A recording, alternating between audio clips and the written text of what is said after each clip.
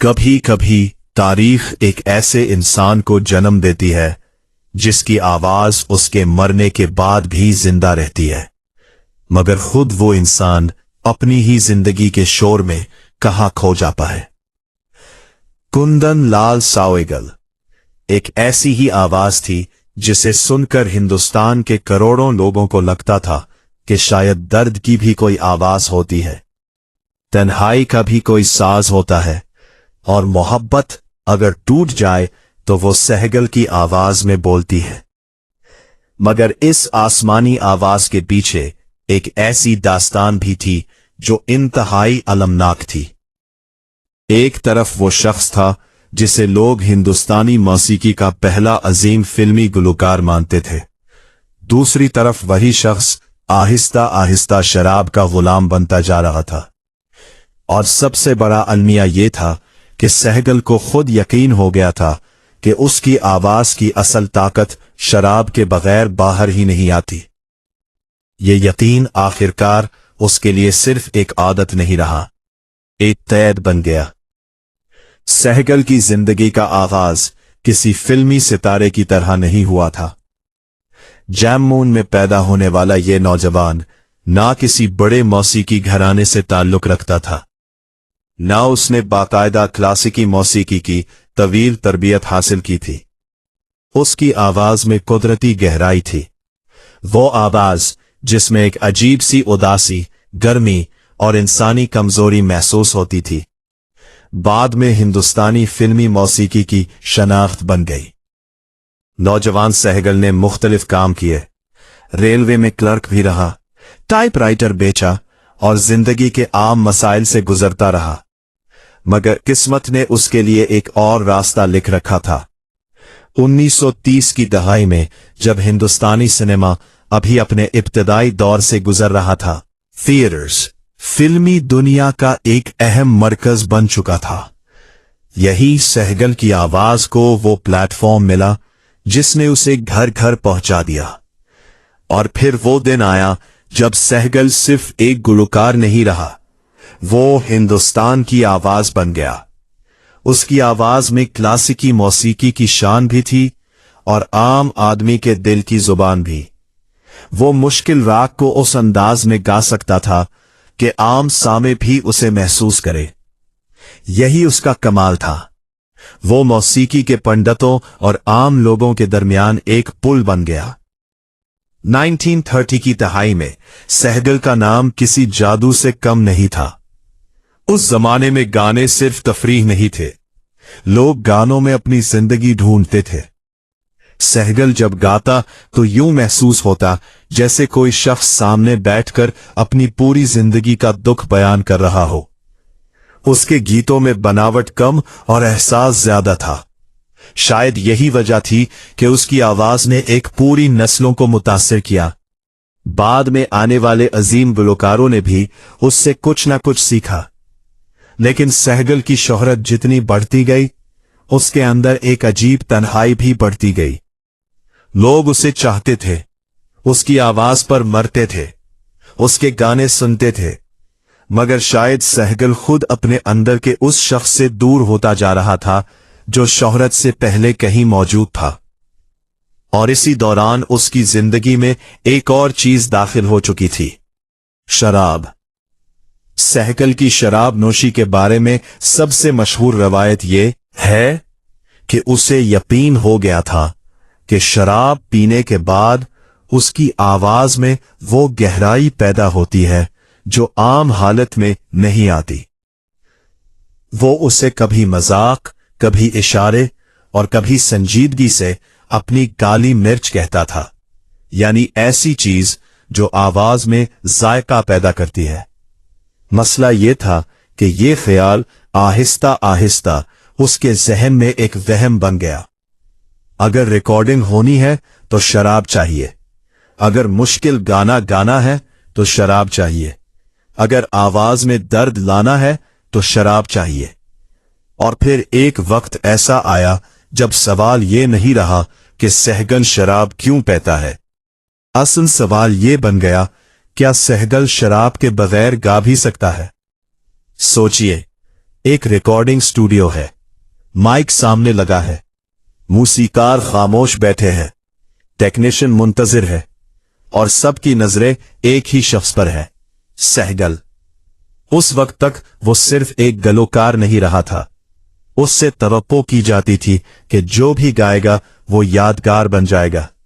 ये दबाव मामूली नहीं था, और अगर सहगल खुद भी ये समझने लगे कि उसकी बेहतरीन आवाज सिर्फ शराब के बाद निकलती है, तो बोतल आहिस्ता आहिस्ता उसकी तख्लीकी जिंदगी का हिस्सा बन जाती है।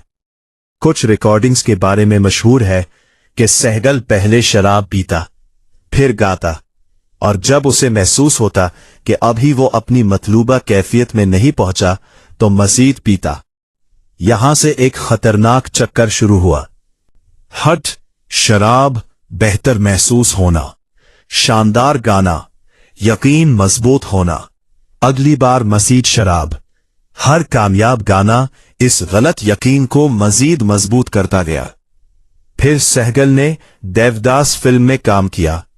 यह फिल्म उसके कैरियर की सबसे बड़ी शनाख्तों में से एक बन गई।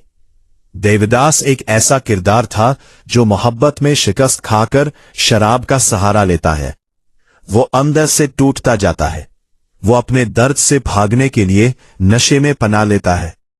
और अजीब बात देखिए, पर्दे पर सहगल एक ऐसे शख्स का किरदार अदा कर रहा था जो शराब में अपनी तबाही तलाश कर रहा था, और पर्दे के पीछे खुद सहगल भी इसी रास्ते पर बढ़ रहा था।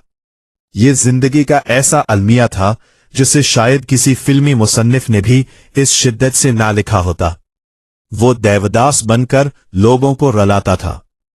लोग इसकी आवाज में अपने टूटे हुए दिल सुनते थे, मगर शायद बहुत कम लोग जानते थे कि इस आवाज के पीछे मौजूद इंसान भी आहिस्ता आहिस्ता टूट रहा है। सहगल की आवाज में दर्द क्यों था? इसका जवाब सिर्फ मौसीकी में नहीं मिलता। दर्द शायद इसकी जिंदगी का भी हिस्सा बन चुका था। जिस शख्स को लोग खुशकिस्मत समझते थे, वो अंदर से अपने ही खौफ के साथ जंग लड़ रहा था। शराब वक्ती तौर पर इसे सुकून देती थी, वो इसकी घबराहट कम करती। इसे महसूस होता कि अब वो आजाद है, अब वो गा सकता है, अब आवाज पर कोई बोझ नहीं। मगर ये सुकून उधार का था। हर गिलास अगले दिन का एक हिस्सा ले जाता था, और वक्त के साथ वो कर्ज बढ़ता गया। जिस्म कमजोर होने लगा, सेहत मुतासिर होने लगी, लेकिन आवाज अब भी जादू करती थी। यही सबसे खौफनाक बात थी। लोग कहते थे सहगल आज भी पहले जैसा गाता है, मगर शायद अंदर से वो पहले जैसा नहीं रहा था। एक फनकार की बीमारी सिर्फ फनकार की बीमारी नहीं रहती, उसके साथ उसके घर वाले भी टूटते हैं। सहगल के करीब रहने वाले जानते थे कि मसला संगीन होता जा रहा है। शराब अब महफिल की चीज नहीं रही थी, ये उसकी रोजमर्रा जिंदगी का हिस्सा बन चुकी थी। वो शख्स जिसकी आवाज लाखों लोगों को सुकून देती थी, खुद सुकून की तलाश में बोतल का मोहताज होता जा रहा था। कभी कभी इंसान अपनी तबाही को देखते हुए भी उसे रोक नहीं पाता, क्योंकि नशा सिर्फ जिस्म को नहीं पकड़ता, वो इंसान के जहन में एक कहानी बना देता है कि मैं उसके बगैर कुछ नहीं कर सकता। सहगल के मामले में ये कहानी और भी खतरनाक थी। मैं शराब के बगैर गा नहीं सकता। ये सिर्फ आदत नहीं थी, ये उसकी शनाख्त के साथ चिमट चुकी थी। सहगल ने हिंदुस्तानी फिल्मी मौसीकी को एक नई समत दी थी। उससे पहले फिल्मी गायकी और क्लासिकी मौसीकी के दरमियान एक फासला था। इसने साबित किया कि एक कुदरती आवाज अगर एहसास से भरी हो तो वो क्लासिकी उसूलों की सख्त दीवारों के बगैर भी लोगों के दिलों पर हुकूमत कर सकती है। मगर कामयाबी की कीमत भी होती है। जितनी ज्यादा तवक्कुआत बढ़ती है, उतना ही फनकार अपने आप से लड़ने लगता है। सहगल के अंदर शायद यही कशमकश बढ़ रही थी। दुनिया कह रही थी आप अजीम हैं, और अंदर से शायद एक आवाज कहती थी अगर मैं वाकई अजीम हूं तो मुझे हर बार इतना खौफ क्यों महसूस होता है। बोतल ने इस सवाल का आसान जवाब दे दिया, पी लो, फिर सब आसान हो जाएगा। जिस्म ने आखिरकार जवाब दे दिया, शराब कभी फनकार की दोस्त नहीं होती। वो पहले वादा करती है कि तुम्हारा दर्द कम कर देगी, फिर वही दर्द तुम्हारी जिंदगी का मालिक बन जाता है। सहगल के जिस्म ने भी आखिरकार इस मुसलसल जहर का हिसाब मांग लिया। जिगर शदीद मुतासिर हुआ, सेहत तेजी से खराब होने लगी। वो शख्स जिसकी आवाज में जिंदगी की इतनी ताकत थी, खुद जिस्मानी तौर पर कमजोर होता जा रहा था। मगर इंसान अक्सर अपनी आखिरी हद का अंदाजा तब करता है जब बहुत देर हो चुकी होती है। सहगल के लिए भी शायद वक्त हाथ से निकल चुका था। 1947 के आगाज में सहगल की सेहत इंतहाई खराब हो चुकी थी। वो जालंधर पहुंचा। वहां उसकी हालत बिगड़ती गई। उम्र सिर्फ 42 साल थी, एक ऐसी उम्र जब अक्सर फनकार अपने अरूज की तरफ बढ़ते हैं। मगर सहगल के लिए जिंदगी का सफर तकरीबन खत्म हो चुका था। 18 जनवरी 1947 को इस अजीम आवाज का सफर रुक गया। जिगर की बीमारी ने इस जिस्म को खामोश कर दिया जिससे एक पूरी नस्ल ने मोहब्बत की थी। लेकिन असल सानेहा ये नहीं था कि सहगल मर गया। असल सानेहा ये था कि दुनिया ने इस आवाज का वो मुस्तकबिल कभी सुना ही नहीं जो शायद अभी बाकी था। अगर सहगल मजीद जिंदा रहता तो क्या मौसीकी की शक्ल तब्दील हो जाती? ये सवाल आज भी हिंदुस्तानी मौसीकी की तारीख के सबसे दर्दनाक सवालों में से एक है।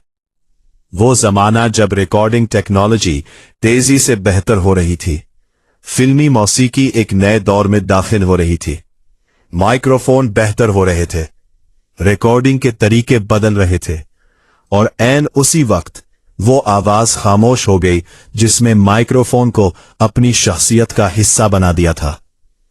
क्या सहगल मजीद 20 साल गाता? क्या वो नई टेक्नोलॉजी के साथ अपनी आवाज के नए रंग दिखाता? क्या वो आने वाली नस्लों के लिए और भी अजीम रिकॉर्डिंग्स छोड़ता? इन सवालों का जवाब तारीख के पास नहीं, सिर्फ खामोशी है। सहगल के जाने के बाद इसके इंतकाल की खबर ने फिल्मी दुनिया को हिला दिया। लोगों को ऐसा महसूस हुआ जैसे उनका अपना कोई करीबी शख्स चला गया हो। क्योंकि सहगल सिर्फ एक मशहूर गुलकार नहीं था, वो लोगों की जिंदगी का हिस्सा बन चुका था। इसके गीत घरों में बजते थे, दुकानों में सुने जाते थे, और नौजवान उसकी आवाज की नकल करने की कोशिश करते थे, मगर उसकी जगह कोई नहीं ले सका। नए गुलकार आए, नई आवाजें आई, मौसीकी का अंदाज बदल गया, लेकिन सहगल की आवाज का वो मखसूस दुख, वो गहरापन, वो इंसानी कमजोरी, वो दोबारा पैदा नहीं हुई।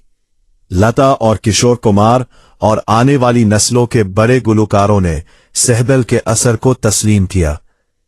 लता मंगेशकर जैसी अजीम गुलकारा भी सहगल के इब्तिदाई असर से इनकार नहीं कर सकती थी।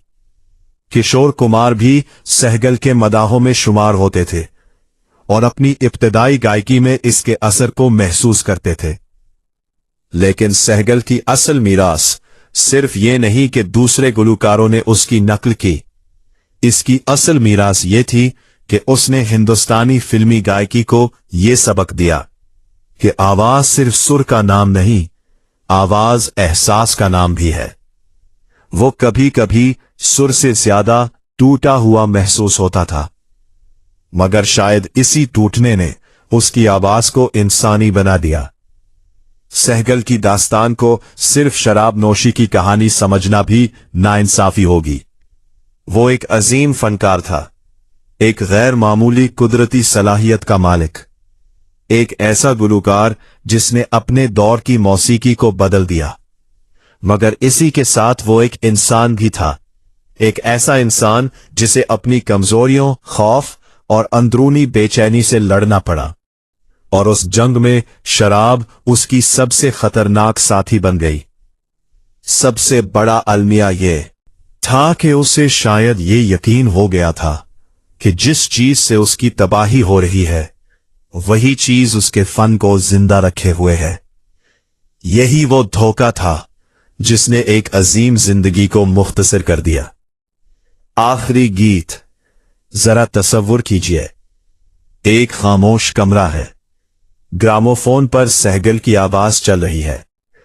आवाज में वही गहरी उदासी है, वही टूटा हुआ सा सुर, वही एहसास जैसे गाने वाला खुद अपनी रूह से बात कर रहा हो। मगर गाने वाला वहां नहीं है, वो कई दहाइयां पहले जा चुका है।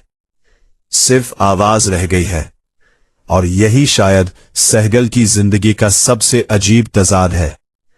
इंसान खत्म हो गया, मगर उसका दर्द खत्म नहीं हुआ। इसकी शराब ने उसका जिस्म तोड़ दिया, मगर उसकी आवाज को वक्त ना तोड़ सका। आज भी जब सहगल का कोई गीत बजता है तो यूं लगता है जैसे एक पुराना जमाना अचानक वापस आ गया हो। एक ऐसा जमाना जब मोहब्बत में इंतजार था, जुदाई में दर्द था, और गाने में रूह थी।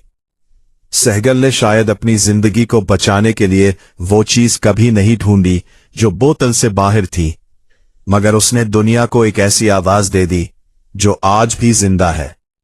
इसकी जिंदगी हमें ये तल्ख सबक देती है कि सलाहियत खुदा की अता हो सकती है, मगर इंसान का जिस्म इस अता को हमेशा बर्दाश्त नहीं कर सकता।